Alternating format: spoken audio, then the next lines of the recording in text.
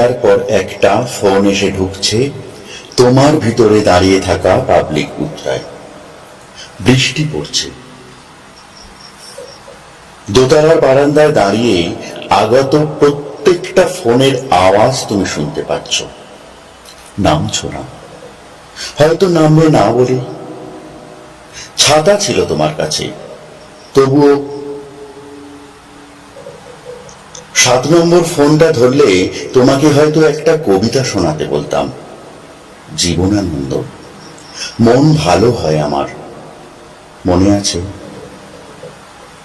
19 নম্বর ফোনটা করেছিলাম কটা ভালো ঘুমের ওষুধের নাম জানতে।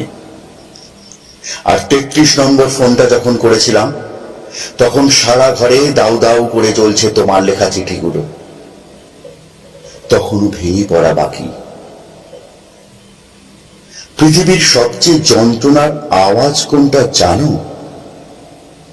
ভালোবাসার এক প্রান্তে কাঁধ নিচু করে দাঁড়িয়ে থাকা একটা মানুষের করা প্রত্যেকটা ফোন যখন অপর প্রান্তের মানুষটাকে আর ছুতে পারে না।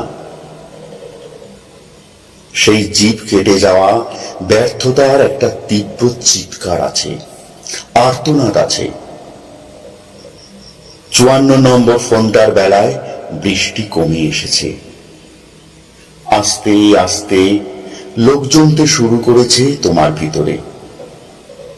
সবার হাতে একটা করে স্মার্টফোন। মাথা নিচু, চোখ নিচু, মাথা নিচু, চোখ নিচু।